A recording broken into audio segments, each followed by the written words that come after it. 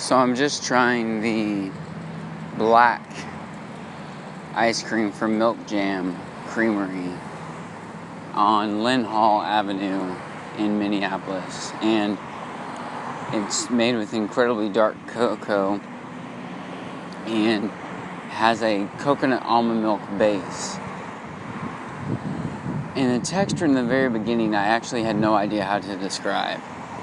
It was not a sorbet. It was not an Italian ice, yet it was not an ice cream either.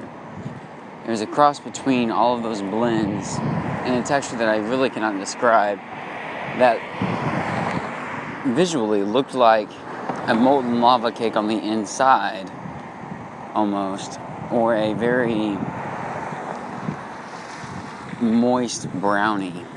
And although some shops may use charcoal to darken the batter, and that's exactly what it looks like actually. It looked like batter, like brownie batter. But yet it was in a frozen consistency. Well, the magic came alive whenever it began to melt. My first couple bites were very interesting because it was still very cold, still very icy. And I didn't know how to think about it. And then as it started to melt, the creaminess came into the game. The creaminess of the cocoa started to just take over the palate whenever I would take my next bite. And it became this melting, indulgent, decadent, dark chocolate sauce almost that had a hint of cream in it. So it wasn't like I was drinking a dark mocha sauce, but it had a light creaminess to it. And I just thought, well, this is really interesting because the first couple of bites were completely opposite of what, not opposite, but just completely different than the first couple bites. So in the beginning, it was not at all creamy. It did not melt in the way that I had expected it to whenever I took that bite. And it didn't just end with the creaminess that had developed once it began to melt. It just unfolded. It spread throughout. The flavor just spread throughout completely. And in such an indulgent way, the chocolate just came alive as it started to melt. And that's the magic to chocolate. That's the magic to temperature and texture and timing with a dish. Because every bite is different as the temperature rises on the ice cream and it begins to melt. And the creaminess, like I said, came alive. And so that's where the chocolate came into play. That's where you can tell that it is such a chocolate. But before it was very hidden. It was almost uncommon. I had never really tried anything quite like it. But I knew it was supposed to be chocolate.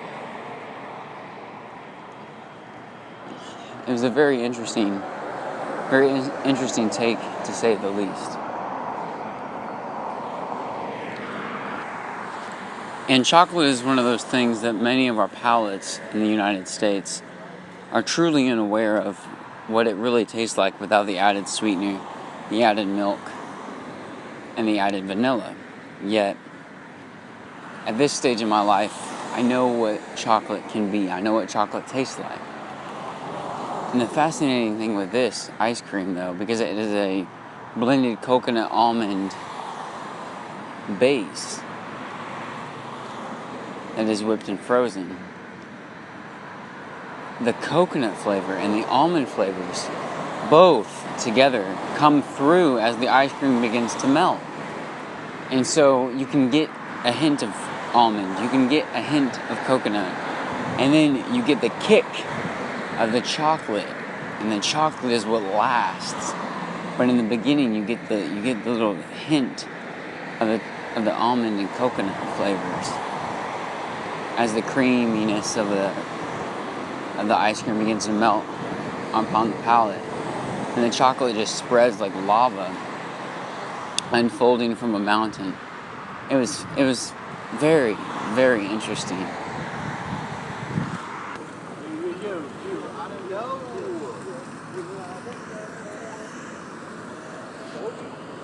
So now I'm going to give a review of Lynn Hall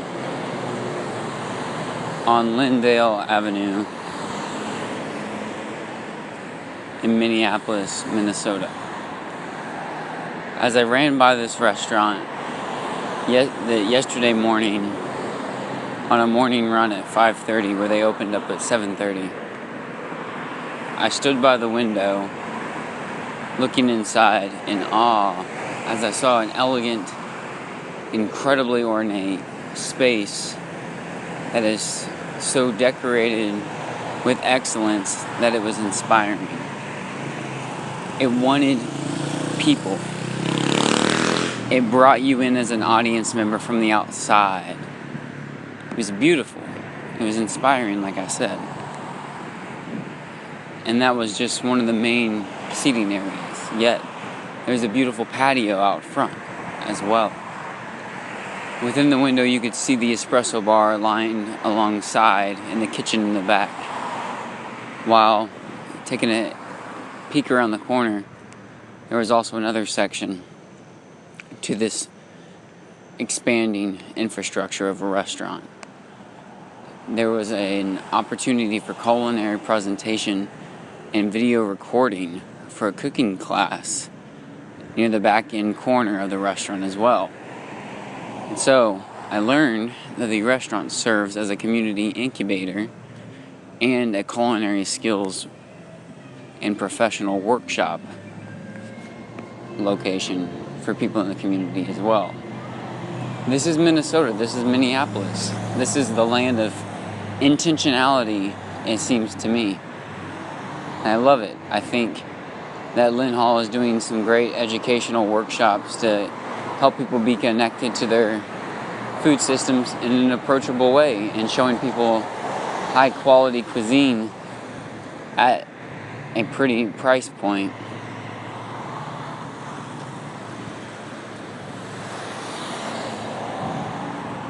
I decided to try the grilled broccolini alongside their tomato soup tonight. And after speaking with the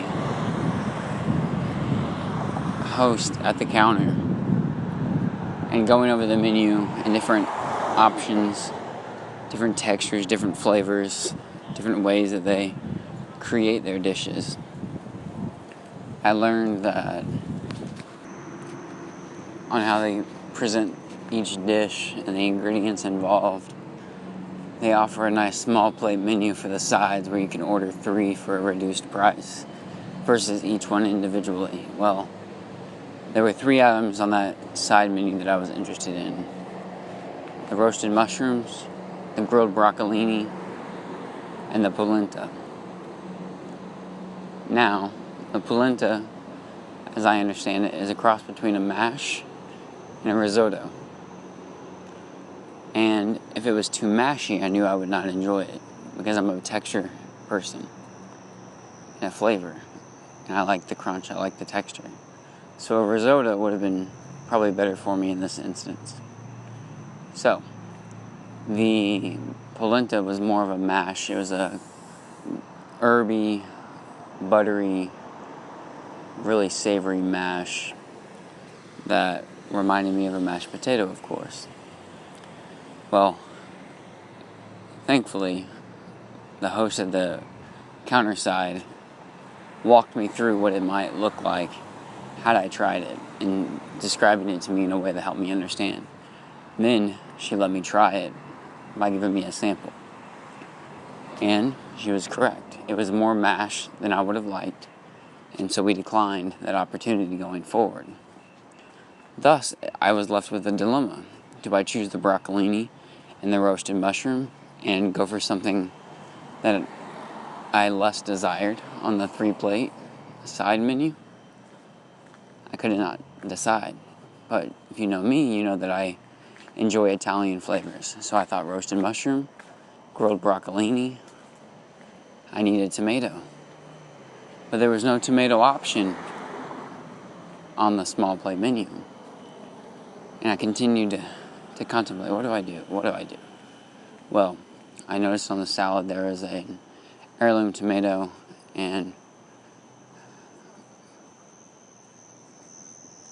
not buffalo cheese, but Buffatta cheese, I think. Maybe not.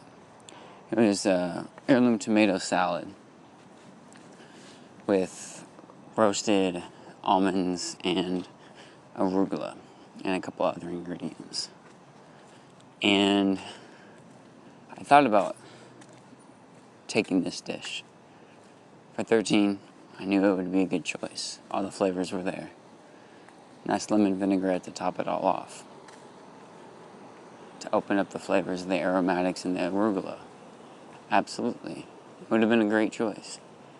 Yet, what I decided to end up doing was going for the broccolini and the tomato soup. And there was an interesting beverage that I was interested in to finish the meal if I desired it once I finished. So I waited off on the drink. I ordered a club soda and waited for the tomato soup and the broccolini. When it arrived, the broccolini was around the same length as the toast, served alongside the tomato soup. Of course, the dipping of the bread into the soup would be a traditional presentation.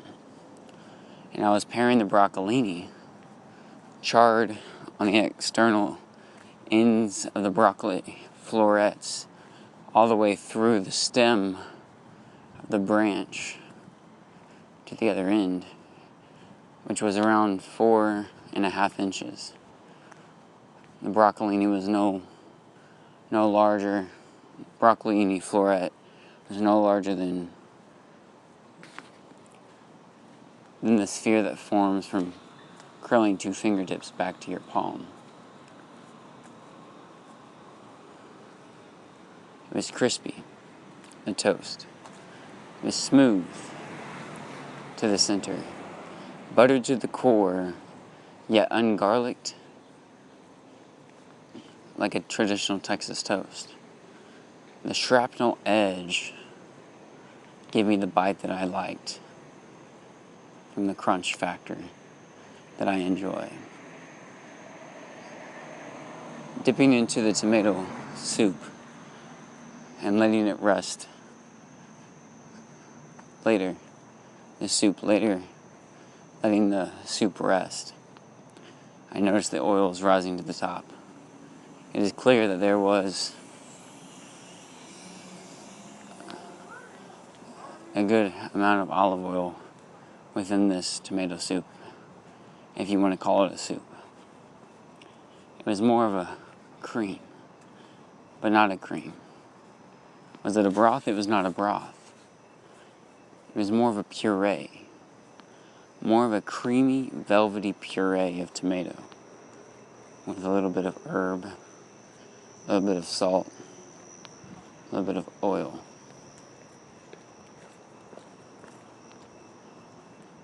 Heated down, let the rest, cooked with time so the flavors could come alive. It was very good. The puree that it was presented as in its soup form was thicker than a broth, of course, thicker than a soup. Less dense and less heavy than a creamy bisque, though, however. It was unique. Paired very nicely with the broccolini, which I will share more about now. So, I cut up the broccolini bite by bite into sections that I could either prong with my fork or let slide upon the top of my fork for me to let rest in the tomato soup before I brought it to my palate. Because what I would like to enjoy was the tomato and the broccolini. So the tomato and the green at the same time. And the broccolini was topped with a little bit of dusted cheese, fresh grated cheese. Cheese is a traditional Italian cheese, similar to Parmesan, but a little bit sharper, a little bit harder of a cheese. And then, hidden beneath the branches of the broccoli was a little cracked black pepper that gave you a bite that you may not have realized had you not endeavored upon the bite. And the black pepper gave you a kick, gave you something to remember once you started to chew. Presented alongside the broccoli, the charred broccoli, was a interesting little helping of a root vegetable that was bright, that was acidic, that was a complete contrast to the broccoli. I was unfamiliar with this. Familiar with the contrast, yes. Unfamiliar with what the item was called on the menu. And this, paired with the broccolini, was a ramp chimichurri. So this ramp is a root vegetable, similar to a radish, similar to fennel, yet different. Similar to a turnip, yet different. So I can tell you that the ramp chimichurri was an interesting contrast upon the palate that caught me by surprise whenever I tried it first. It was a very bright, very acidic, in comparison to the dark char of the broccoli. Now granted, the bright acid of the ramp chimichurri would not have went well in my bite with a tomato soup. And luckily, the grilled broccolini that had been charred on the edge of the broccoli floret that I placed into the soup to enjoy that bite was well off. Yet, what I really truly desired even more was the bread base, the broccoli atop, and the soup blended within. So, I take the broccoli, I rest it atop the fork. I take the fork, I let it rest upon the top of the soup, and let the soup seep through the prongs of the fork, ever so softly, letting the broccoli rest upon the soup before I rise the fork back up, and the broccoli has been coated on the bottom, ever so gently dipped into the tomato soup. And then I take that bite, and I rest that bite upon a nice 1 to 2 inch corner of the toast. And then I take that toast, and I enjoy that toast like a crostini, like a bruschetta, with a green atop.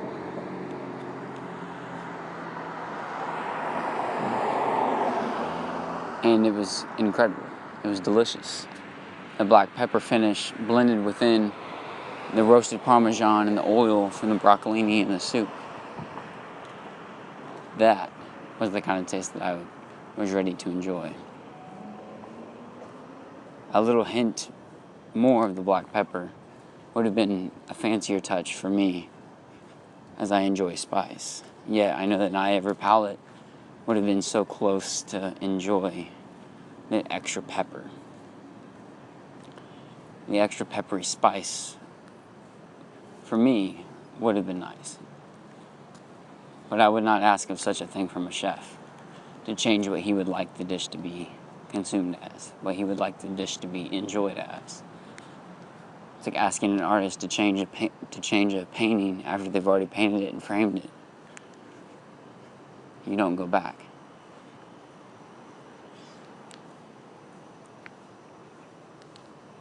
So, was it enjoyable? Yes. Did I overindulge? I did not. Did I feel full by the end of the meal? Felt incredibly satisfied. Was my stomach bulging? It was not. How long did it take me to enjoy? Oh, perhaps an hour. Perhaps an hour and 5 minutes. How large of a portion? The broccolini existed potentially the size of my hand. Approximately 4.5 to 6 ounces at most. Probably 4.5. Rich, flavorful, memorable flavors blended within the tomato soup and the grilled broccoli. The tomato soup itself is maybe 5 ounces. Traditionally, I think it is supposed to be served as 6 as a cup of soup. Yet I think it was maybe around 5. 5 ounces, I believe. A cup of soup, not a bowl, a cup of soup. I enjoyed it. It was very nice. Along with the toast, the shrapnel edge, dark crust, toasted, going to break away whenever you bite into it. It was good. Textures were there, the flavors were there. Very nice. The cheese was not overbearing. The cheese was a good pair. It was a good portion, I mean. It was there, but it did not take over. It was not hidden, but it played its part. It was sprinkled atop the tomato soup and laid to rest. Rest to melt. Rest to blend. It was grated upon the top of the broccolini. Laid to rest, but not to melt this time, or rather to provide a completely different flavor and texture note atop the broccolini, to be paired with the black pepper and the oil of the broccolini.